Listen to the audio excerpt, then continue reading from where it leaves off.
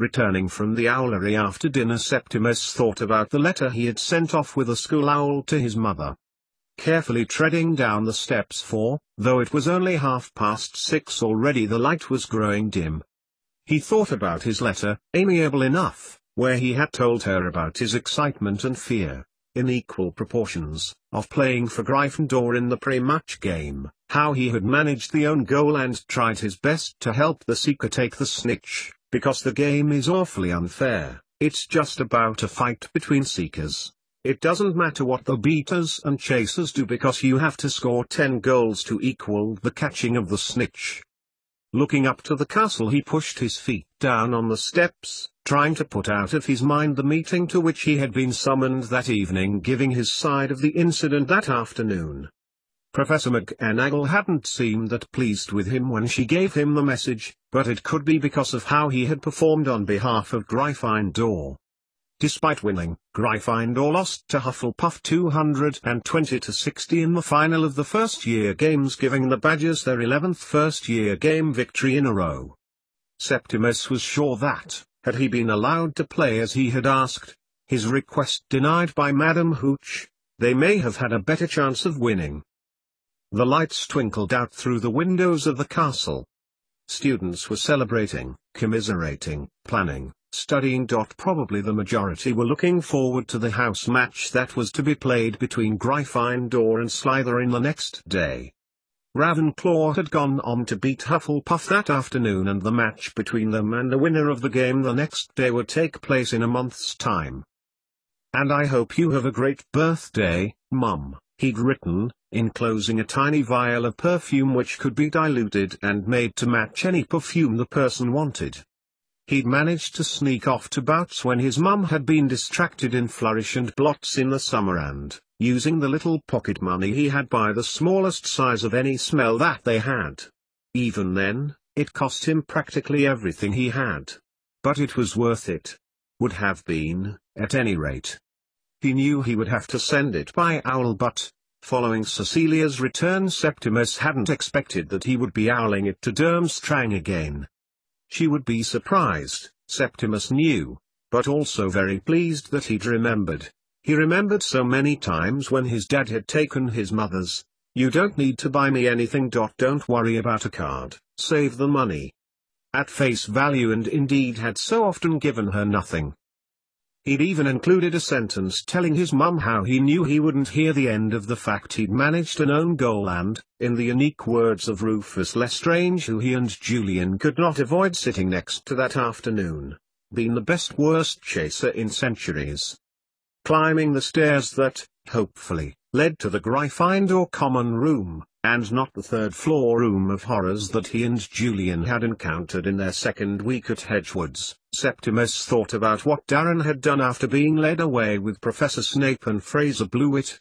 Why had this boy, who had actively avoided him since they had shared a carriage on the Hedgewoods Express, who had never spoken a word to him, both defended him and acknowledged him? What could have made him step in? Was he angry at Blewett for some reason and used the opportunity to have a go back at the older boy? Surely there were better opportunities than at the Quidditch match. As he rounded the corner, just before he came crashing into Professor McGonagall, he stepped back, blinking a couple of times as he felt his face flush. By rights he should be in the common room, and, by the look on the witch's face, he knew he was bound to be in trouble. The image that had been appearing in his mind every so often, melted from his mind as he waited to hear what his head of house would say about his misdemeanor and, more importantly, how many points it would cost Gryffindor. "Master Lupin, there you are," she tutted as she looked back from where she had come, namely the portrait of the fat lady. "I've been looking everywhere for you." "I dash. The headmaster wishes to see you," McGonagall continued, interrupting him as she stepped past him. "And you're late." "Well, what are you waiting for?" Septimus blinked. She wasn't about to reprimand him? Before making his tired legs follow her obediently. "And I must say, Septimus Lupin, while I approve of your sentiment of helping your teammate, your methods were," she inhaled sharply through her nose, rash. They continued the rest of the way to the foot of the stairs up which Septimus had climbed before, which led to the headmaster's office. "And once you have spoken to Professor Snape," McGonagall turned as abruptly as she began talking, "you must return to the dormitory with no delay. Do I make myself clear?" "Yes, Professor," replied Septimus as he looked up the spiral as far as the steps would go as the conversation that would soon take place. Minutes later, standing on the other side of the door, wondering what he would be asked, Septimus thought again about Arella, falling as she had done from the Quidditch stand. As the door opened, Septimus was amazed to see the face of her brother, bent into the same frown as he remembered glaring back at him. Septimus looked to one side to see Darren Black standing there and, between them, Professor Snape. "Why don't you wanted to see me?" "Ah yes. Come in." Tentatively, mainly because of his injuries, Septimus crossed the oak floor, aware that Fraser Blewit's stare was boring into the side of his skull. "You may go, Mr. Blewit," Snape added. Septimus refused to look at him, but he could feel the glare that the other boy was throwing in his direction. A few moments later and he heard the door of the office close behind him, and he gave an outward sigh of relief. "Mr. Lupin," began Snape, looking at Septimus carefully, "I was intrigued to see your performance at the match, an interesting technique. I am sure Tom Grant was grateful for your assistance." He smiled, glancing at Darren Black. "And I am sorry to have brought you from resting your head and your legs. Your landing was less than comfortable. Perhaps if you had been in a position to participate in the latter game, Gryffindor may well have won." He paused, glancing over to Darren again. Septimus looked at him too. "However, it is post-match events which I am concerned. Both Mr. Black and Mr. Blewit have been in isolation since this afternoon. Conflict of opinion. As you must appreciate, I have to take accusations of bigotry and violence with utmost seriousness. So I ask you, please take me through the events that you remember after your fall. Most specifically when you were with your friend Mr. Scott."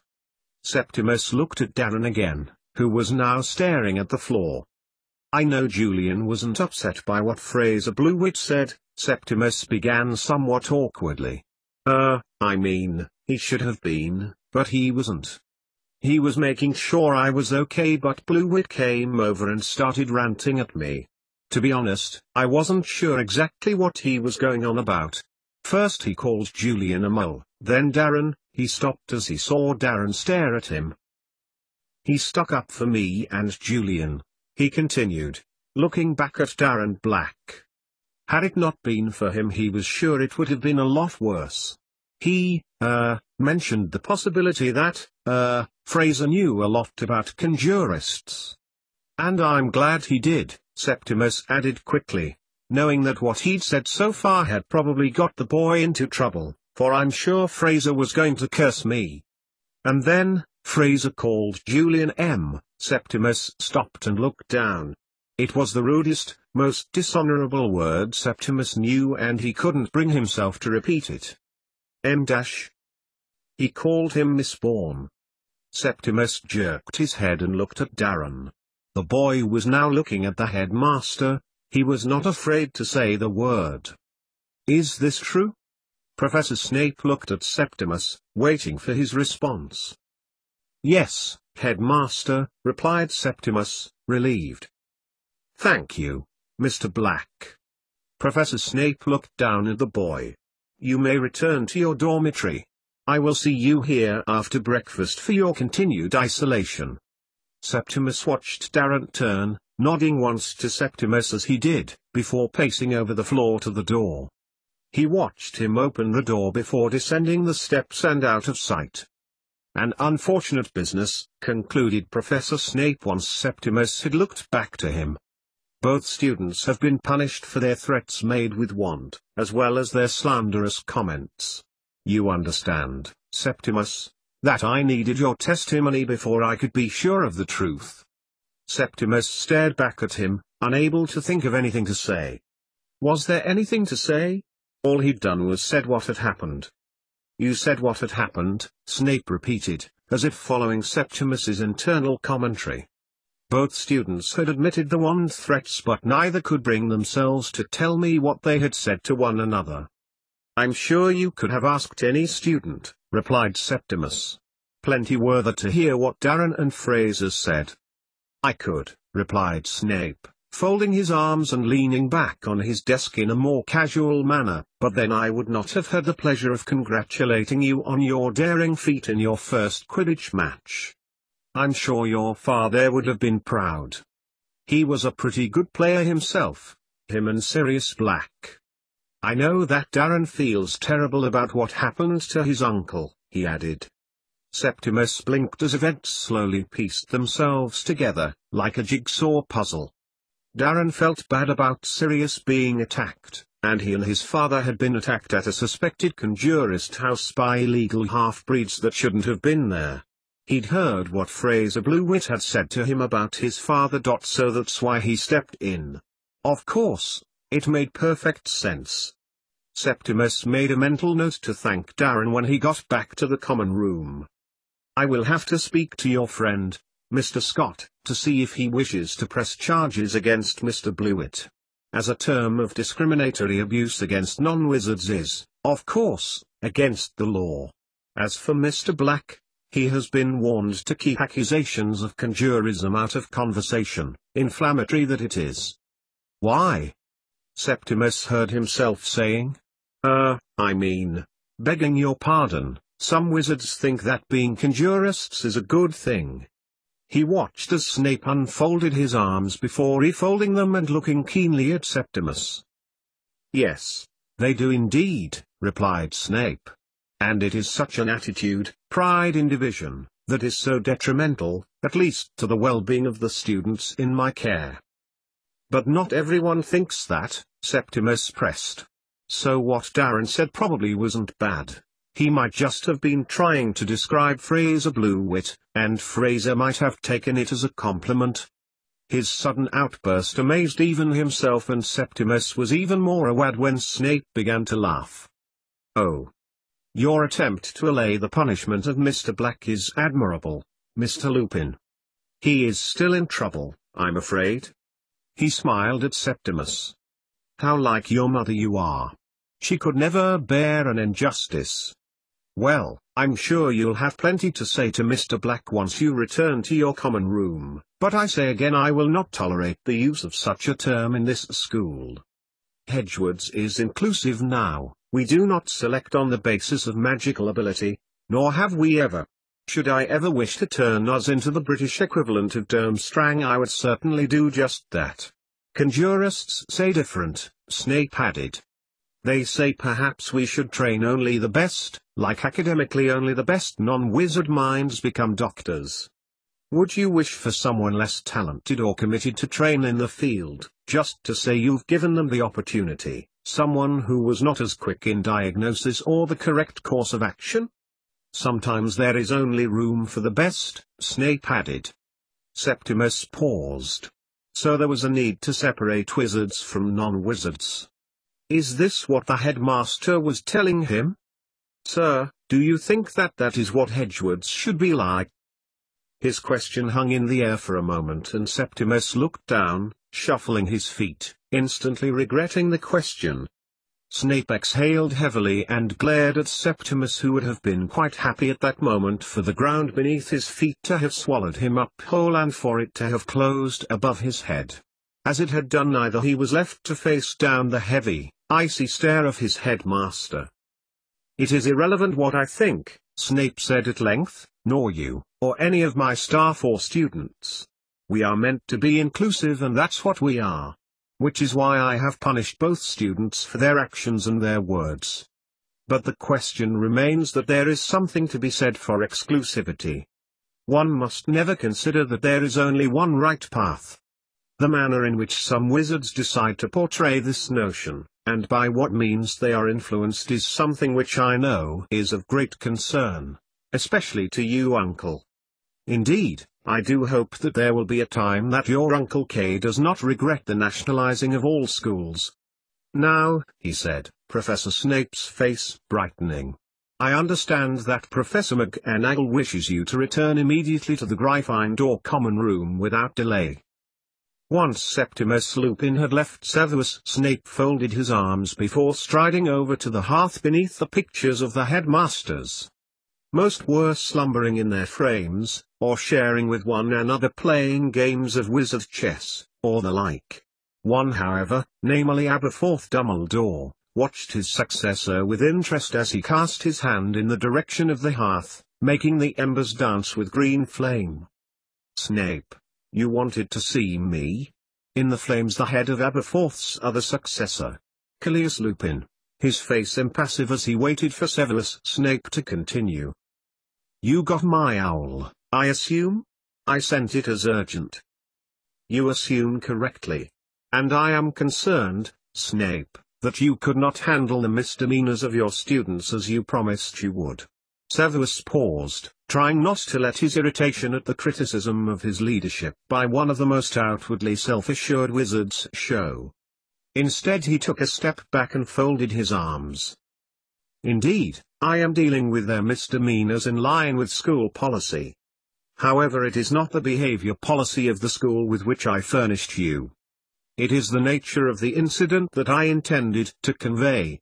Perhaps my letter was not succinct enough. You spoke about Fraser Blewett and Darren Black.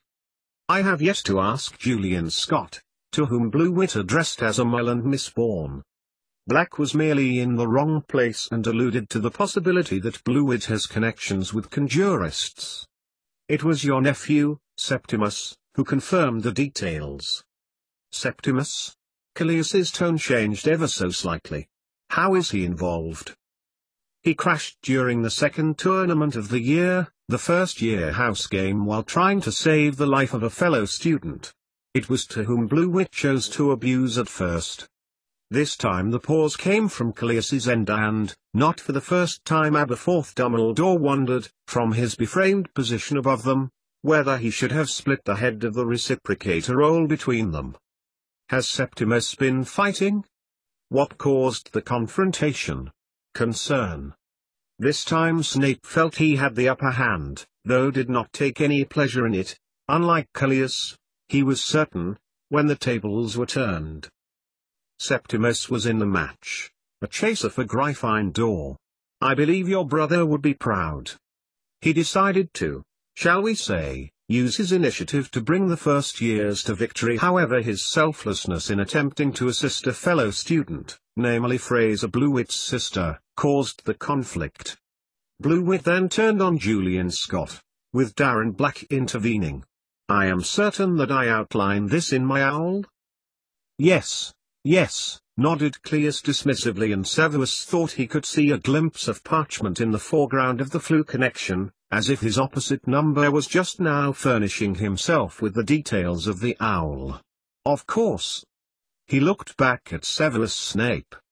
If you decide that the boy's actions constitute a breach of law, and the wounded party wishes to press charges, then do indeed contact me in the morning and I will organize for an to collect him.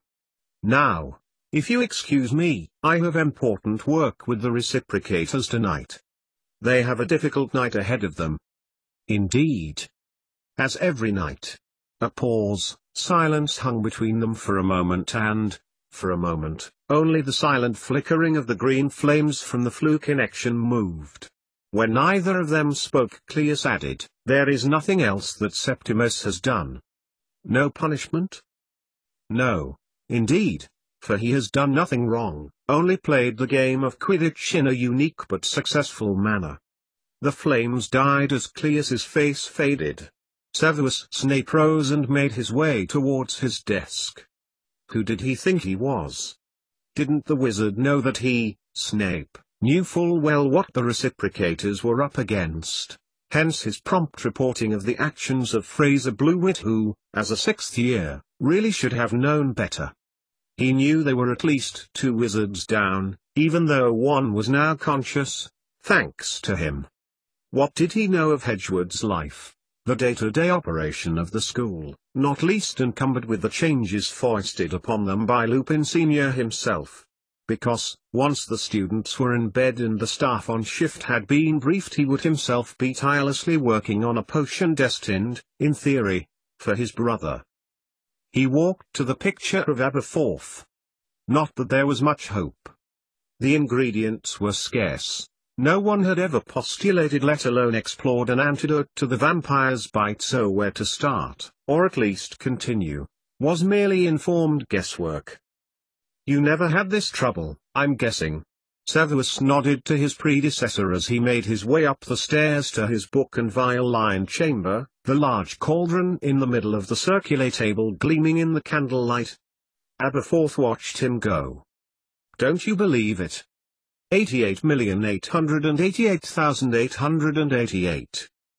In the living room of number 12, Grimmauld Place, James Potter returned carrying a chipped teapot out of which he had scoured the nargles and cleaned it in the kitchen with 5 spells. Perhaps he should have used another, since the look that Sturgis Podmore was giving the teapot made him wonder why he'd bothered.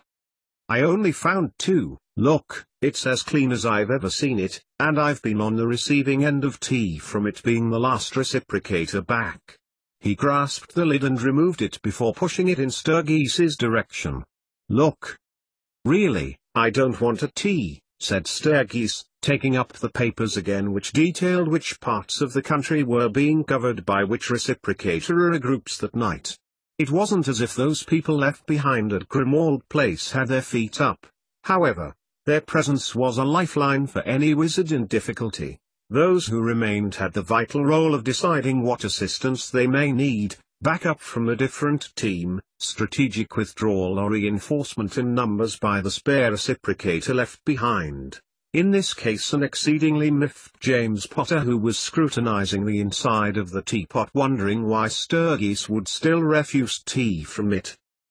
"I wish Molly were here," muttered James, putting down the pot on the table before glancing over the duties list for that evening. "Where is she?" Sturgis asked conversationally. Though not on shift that evening, it was rare to find Mr. and Mrs. Potter out of each other's company.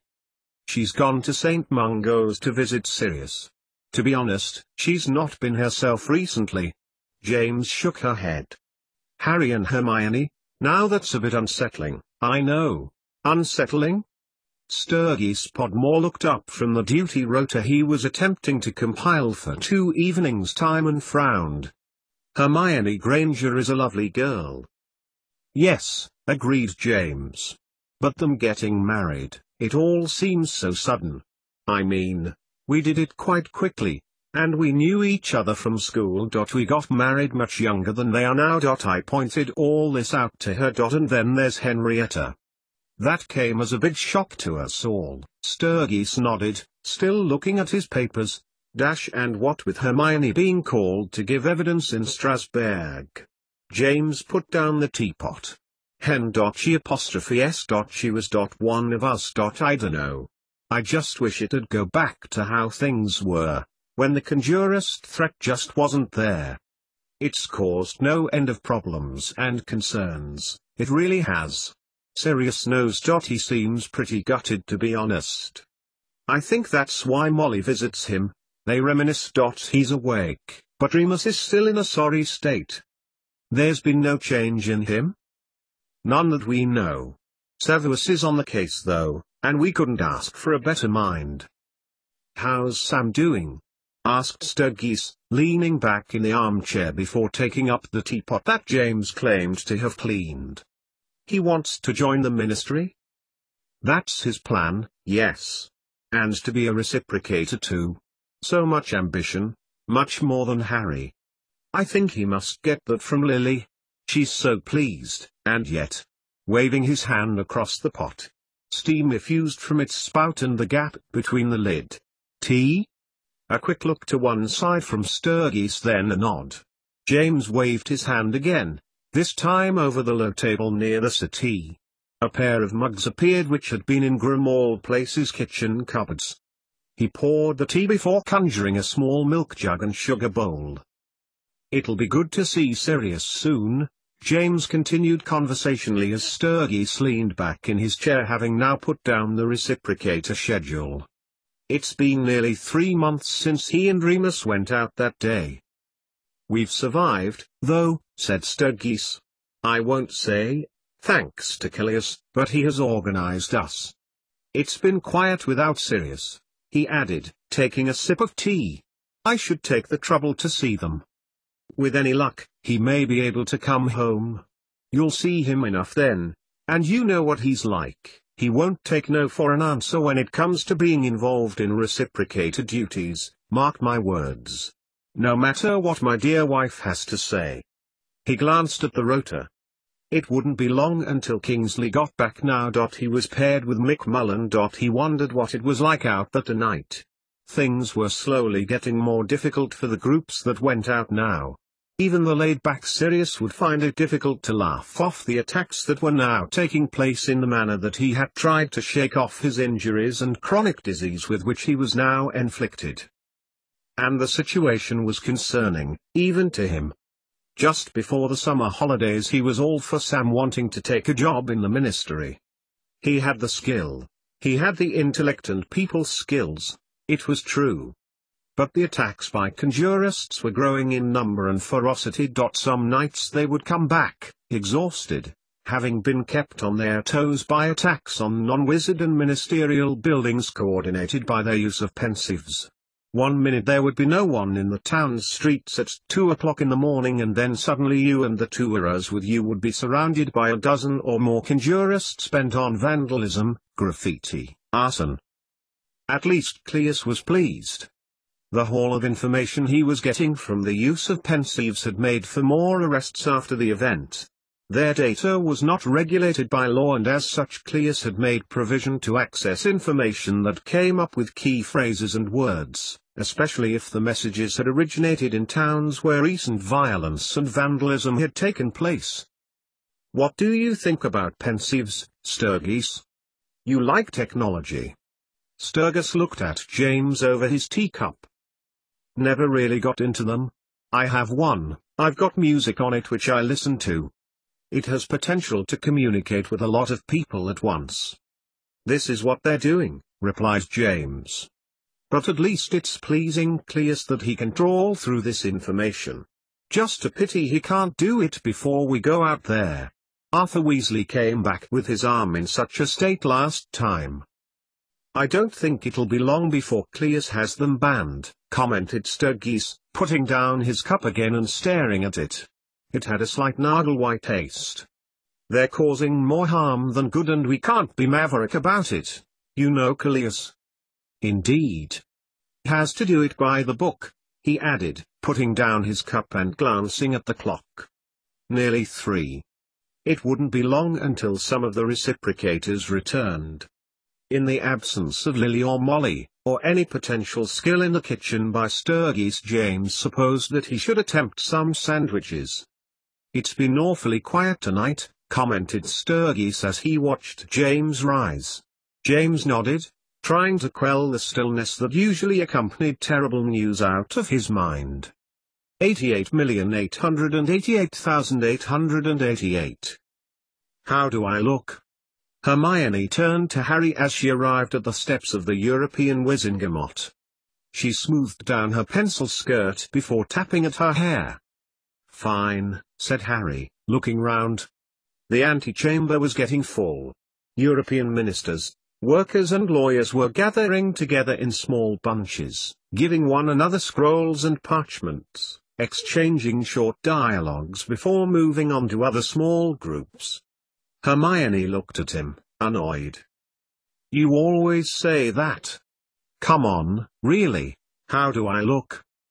Really fine, said Harry, feeling at a loss as to what to say. What time did you say you had to go in? 10, said Hermione, as Harry looked around again, seemingly oblivious to her exasperated roll of the eyes and tutting. She looked down at the letter again, written on dragon-skin parchment with the crest of the European Parliament at the top and signed by Draco Malfoy himself. The Right Honourable Draco Malfoy, President of the European Parliament. Hermione knew that though she would defer to Draco's position, she would find it difficult to get the image of his soaking wet head out of her mind, caused by two young wizards from Slytherin House on their first day at Hedgewood's. "I don't know what I'm going to say though, only that, when I was here for that short time she came to my office, talked about work and the prospect of promotion before leaving again." "Well, you should be out by 10 past 10, said Harry, smiling at Hermione. She didn't smile and Harry instantly felt awkward. He knew how important this was to Hermione's reputation as much as anything else.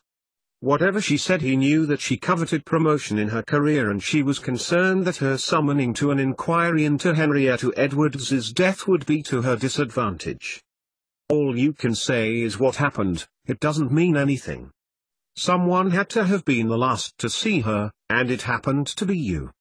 "I know all that," snapped Hermione. "It's just," she stopped as more ministers appeared, this time approaching them, before walking past and into the Wizengamot chamber. They were clad in dark blue, rhombus-shaped hats on their heads, and, as they walked, they neither looked at nor acknowledged anyone that they passed. It wasn't long until they were called in, half an hour after 10, and the nervous, if somewhat annoyed Hermione, "Can someone get us in on time? I hardly call this professional." She gave her statement, from the chair in the center of the Wizengamot, which resembled the one in the British Ministry for Magic, though larger to accommodate the large Wizengamot witches and wizards who represented not only the European magical law enforcement departments but also, by extension, a member of each country's law enforcement department from their ministry. Britain was, ironically, the only exception. It was part of the Magical Treaty Organization, but as far as government was concerned, operated independently, as a sovereign state. The fact that Henrietta was missing for such a long time before she was discovered, dead at the bottom of the Ross Trap, in the Harz Mountains, Germany, was of great concern to the Wizengamot. Character descriptions from those who had been working with her in Strasbourg told that she was a highly capable, determined and forthright witch who would not be coerced, as was being suggested by the prosecution, into being a conjurist. Harry was shocked. He had no idea that such an accusation had ever been leveled at the late Henrietta Edwards, and made a mental note to tell his mum and dad, but then instantly dismissed it. All that had been said today would be reported in the European Prophet, and his parents would find out soon enough. Once they emerged from the Wizengamot chamber, Hermione hugged Harry hard. "That was horrible," she said, wiping away a tear as the Wizengamot witches and wizards filed out, followed by Draco Malfoy. In contrast to the Wizengamot, Draco nodded towards Harry and Hermione smiled back, before she bent her head and buried it onto Harry's shoulder. "That was terrible," she continued. "How can such a witch as Henrietta end up getting killed? It's murder, it has to be. She was at the wrong place at the wrong time, she had to be. She was probably spying on a conjurist meeting." "Come on," said Harry, thinking about the apartment where they would be staying that night. Though the trial in terms of Hermione's role was at an end, she had decided, Hermione being Hermione, that she should follow up the leads and contacts she had made on her last trip with the hope of gaining further insight into the workings of the European Parliament. Harry had agreed, and already he'd invited Ron over to watch the Holland-Ukraine Quidditch match. "But I'm not sure I should go out tonight." Hermione sniffed into Harry's shoulder as the illusion of a laid-back wizard's night evaporated from his mind's eye. In the end though, Hermione did go out for dinner with a witch and a wizard whom she had met in July. Harry, after an afternoon of consoling, had gone to the local shop to buy a few cans of butterbeer for the evening, and, almost as soon as he had got back, Ron had the two of them were taking it easy in front of the 3D widescreen television that the room had in it. Once the game had ended, Holland beating Ukraine 230-20, Harry and Ron chatted for a while. He told Ron about what had happened that afternoon. "I think there's a connection, something that the conjurists in Europe and those in Britain have in common. It's those pensives. From what I can tell, attacks keep happening at the same time all over the place. It's really stretching the reciprocators and eras. I wonder if it's happening in Europe too. I wonder. Harry nodded decisively. You know, I reckon Henrietta knew it too and she investigated. What makes you say that? Asked Ron, between sips from his butterbeer bottle, right leg folded on the knee of his left. She could have been involved. Harry shook his head. She was one of Mum and Dad's best friends. She was a reciprocator. She was dead against conjurism. Ah, you say that, but she was also ambitious.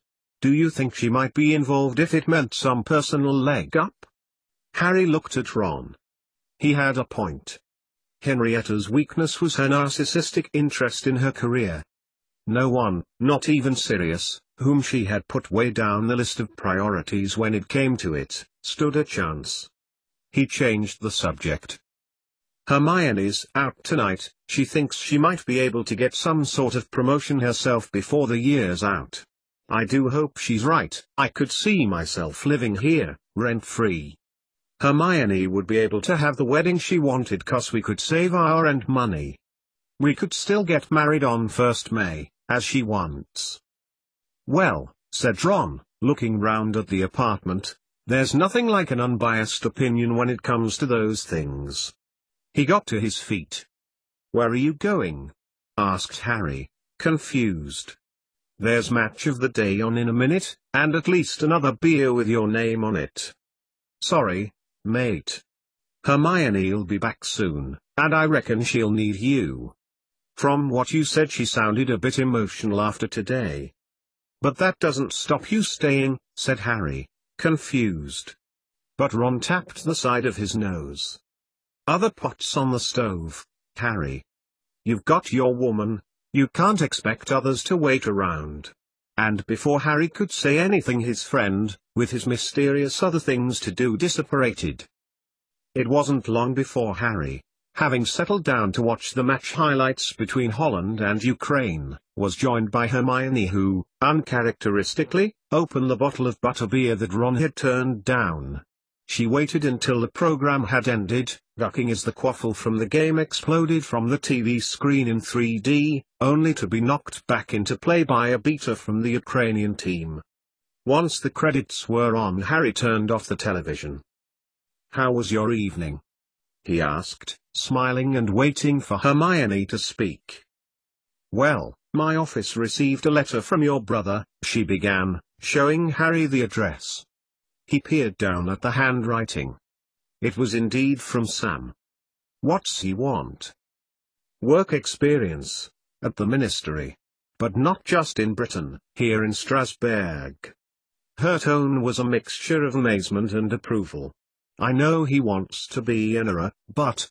She looked down at the letter again. He'll get some good work experience here.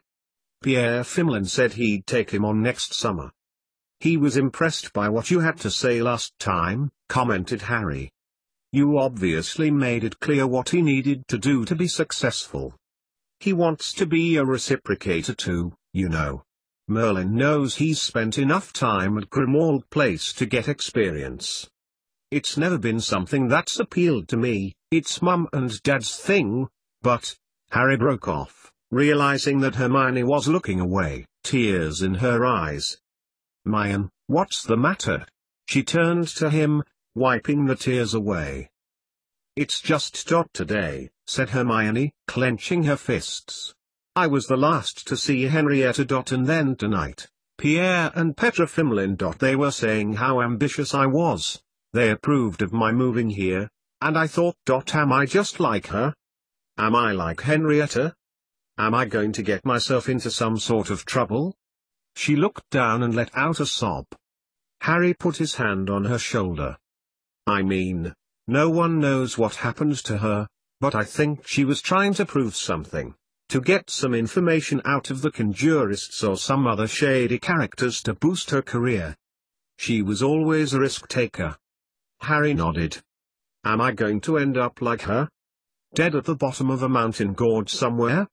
She burst into further sobs and Harry pulled her closer, letting her cry.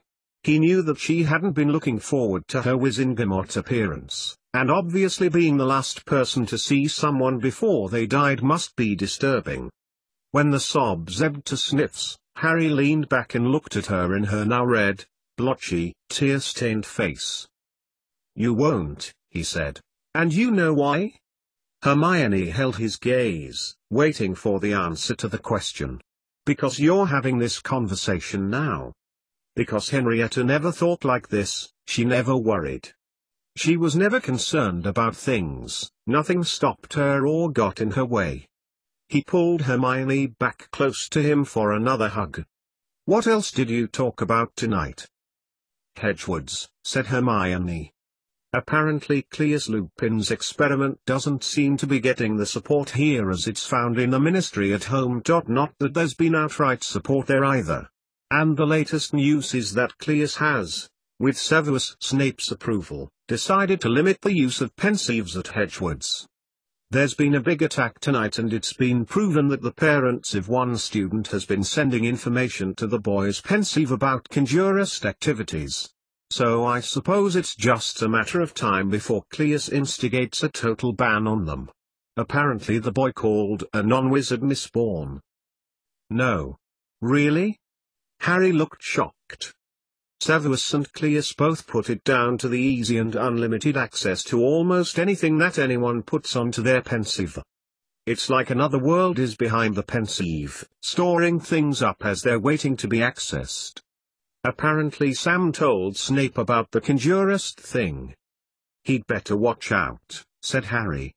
"He might think he's doing the right thing, but if Conjurists think nothing of setting fire to non-wizard shops with non-wizard families inside asleep, they'll think nothing of attacking him in some way." He shook his head as he recalled the attacks that he and Hermione had witnessed when they had gone out for dinner for her birthday. "And your colleagues still don't mind taking him on?" Hermione smiled.